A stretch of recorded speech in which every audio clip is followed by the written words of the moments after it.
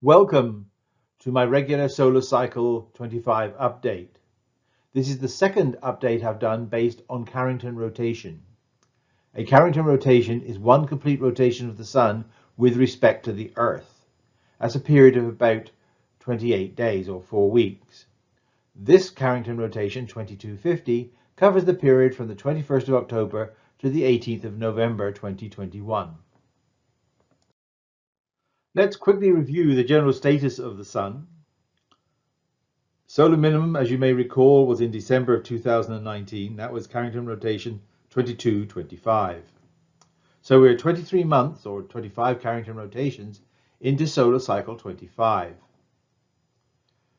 The typical time to maximum is about 53 months or 66 Carrington rotations.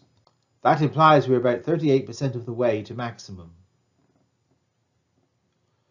The solar B angle at the moment is plus 4.5 degrees. That means that the northern pole of the Sun is tilted towards us by 4.5 degrees. So we see the northern hemisphere of the Sun more clearly than we do the south.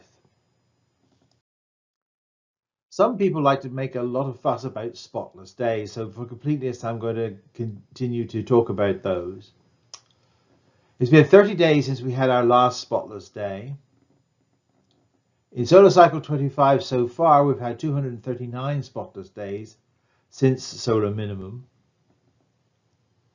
That compares with 306 for the equivalent period in solar cycle 24. So we've had 30% less spotless days.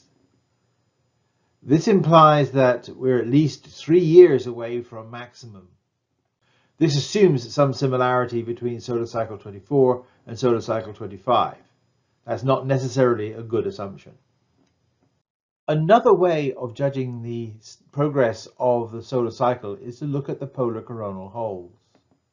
At maximum, these polar holes disappear. So the larger the holes, the further away you are from maximum. So I went back 11 years and found the best image I could from SDO, which is shown here on the left. It's not quite 11 years, but it's also a slightly different color table and a slightly different contrast ratio. So this looks somewhat different. We just have to use our imaginations to compare the two. Let's first compare the northern coronal hole. That's there. And you can see that they are about equivalent sorts of sizes. Similarly for the southern polar coronal hole. So that would imply that we're at least 3 to 4 years away from maximum based on solar cycle 24. So how is solar cycle 25 doing so far? Here's a plot of the sunspot number over the last 13 years. This is from the Solar Influences Data Center in Belgium, which is the world's official recorder of solar activity. In yellow here are the daily sunspot numbers. You can see they jump up and down all over the place. You can smooth some of that out by taking monthly sunspot numbers. That's the blue curve here. There's still quite a bit of variability, and I noted in the last solar cycle that these bursts of activity indicated by those 4 arrows came at about 6 to 9 months apart. Actually closer to 9 months in this case. In solar cycle 25 so far, these have been closer to 6 months apart. So that would imply that solar cycle 25 is more active. And as you can see, the sunspot number is increasing faster in solar cycle 25 since solar minimum than it did in solar cycle 24, which would also indicate an increasing cycle. Now, how does all this compare with the forecast from the NASA and NOAA panel? That is shown here on the right in this purple curve. And you can see that the sunspot numbers are actually significantly higher than that. And the two models based on those sunspot numbers would both indicate that we're going to have either an earlier solar maximum for solar cycle 25 or a larger solar maximum for solar cycle 25, or both.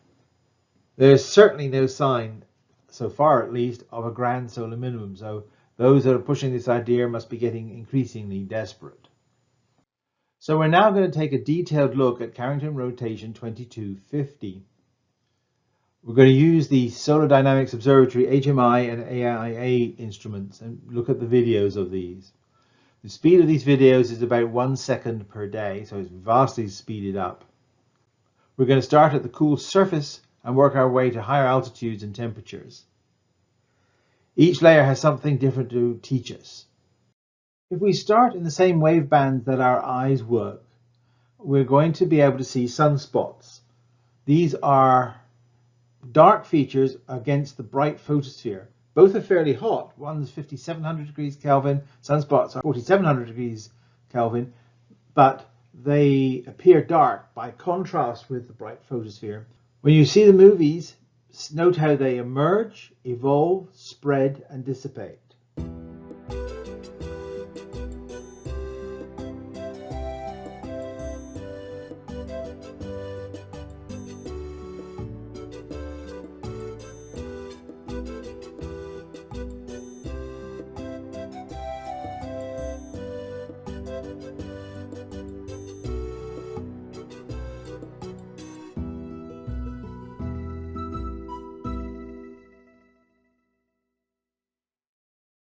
Next, we'll take a look at the magnetic sun. These images are called magnetograms. Sunspots are cooler because they are strong magnetic fields poking up through the photosphere. This causes less energy to escape in that area, so the area is cooler and therefore darker. Magnetic fields are present all over the sun to varying degrees. Some are weak and small, some are very strong and concentrated. The highest magnetic fields on the sun in the strongest sunspots are 20,000 times stronger than the magnetic fields on Earth. They represent a balance of positive and negative magnetic fields. That's the black and white indicated on this image. So just like the sunspots, note how they come and go, how they're stretched out, how they decay and eventually disappear.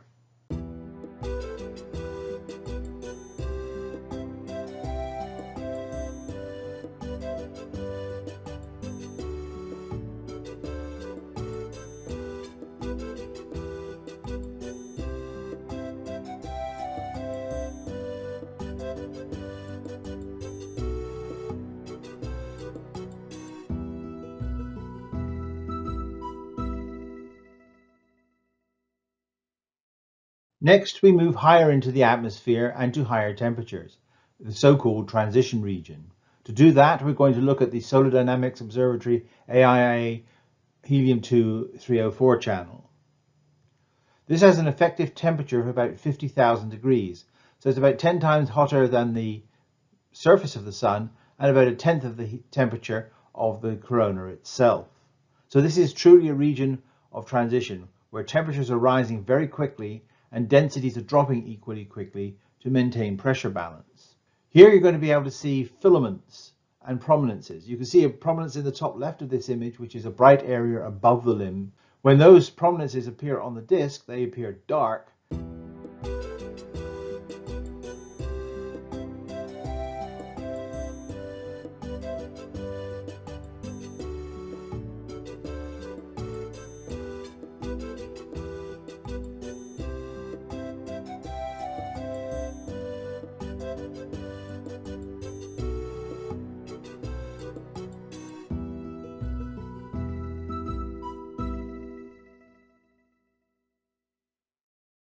Next, we move higher up into the atmosphere, into the lower corona, and to higher temperatures.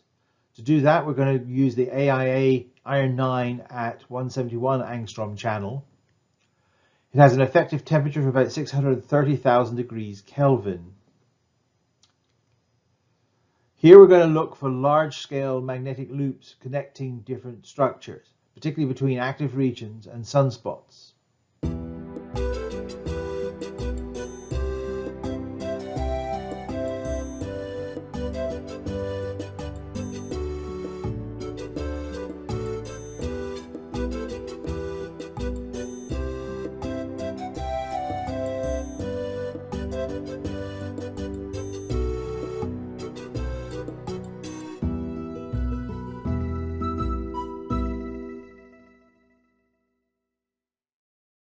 Next, we will look at the so-called quiet corona. To do that, we will use the iron 12 line at 193 angstroms from the AIA instrument. The temperature here is about 1.2 million degrees Kelvin. Now, one of the things to look at here is the dynamics of these structures. You can see that there's motion just about everywhere on the disk of the sun. not just near the active regions associated with sunspots. There are dark areas here which are coronal holes. These are areas of open magnetic field lines which are cooler and less dense, so appear dark.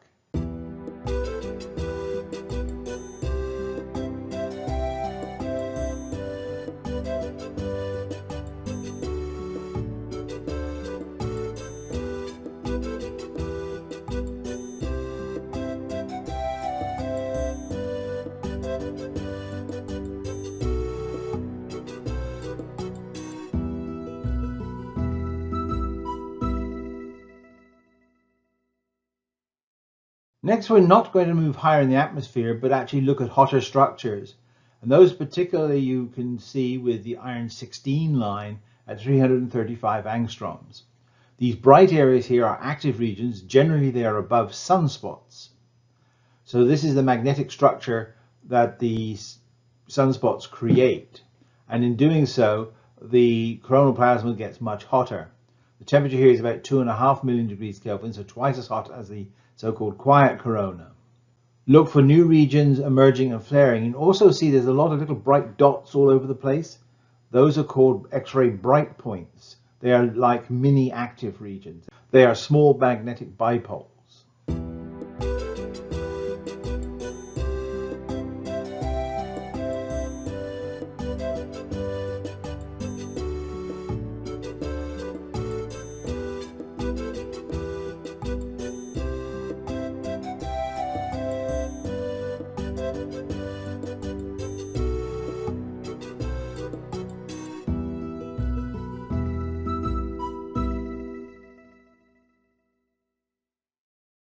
Next, we'll look at flares, and to do that we're going to use the iron 18 line at 94 angstroms. The temperature here is about 6.3 million degrees Kelvin, so about 3 times hotter than the previous line. So what you're going to look for in these active region areas are flashes of bright plasma. Those are the flares. The larger the flash, the larger the flare.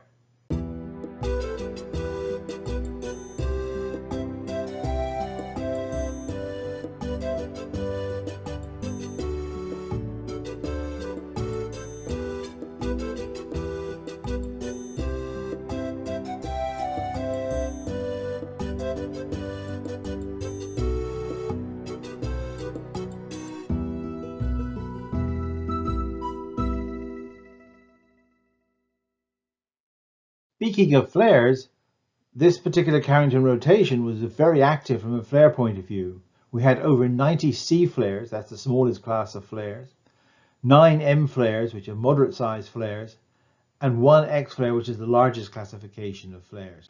And this is how it was distributed through the Carrington rotation. You can see that the activity started off fairly high and then died away in the last week or two. So now we'll take a look at the individual flares, particularly the M and X flares. We'll start off by taking a look at the 2 M flares that occurred on the 26th of October. You can see their X-ray plot on the right-hand side here. It started with an M1.3 event at 240 UT on the 26th. This was the 19th largest flare in the cycle so far. It was followed by the 24th largest flare in the cycle at an M1 at 1542 UT. They came from a region on the northeast limb, which was later numbered 2891.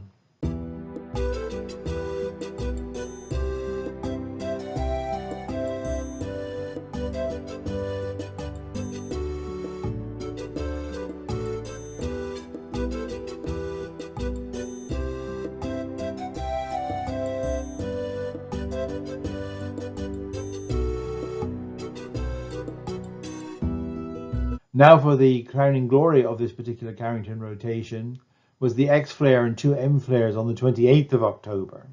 Started with an M1.4 flare at 740 UT. That was the 17th largest flare of the cycle so far.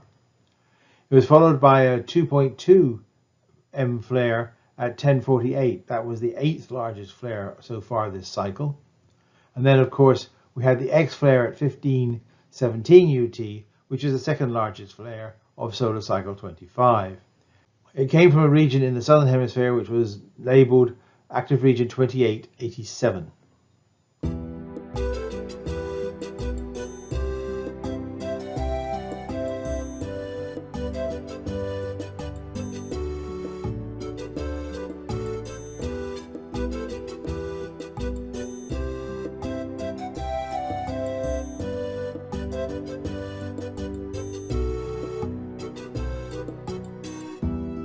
We had 3 fairly large flares in a period of less than 24 hours.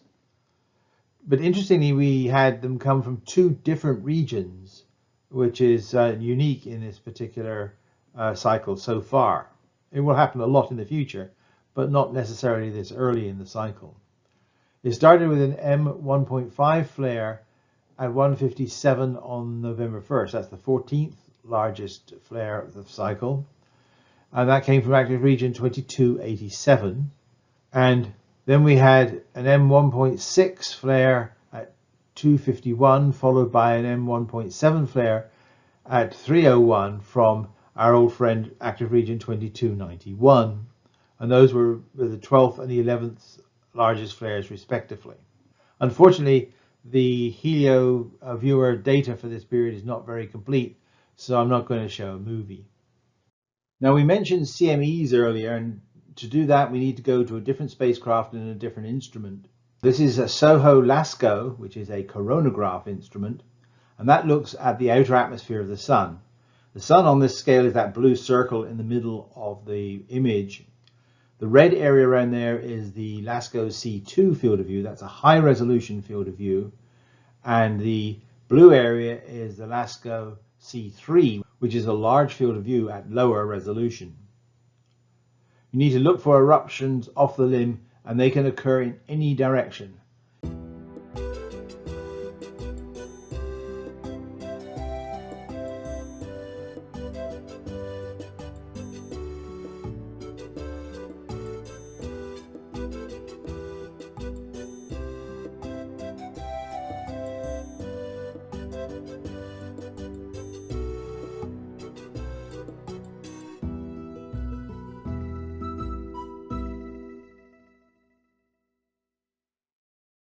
We had 3 geomagnetic storms during this period.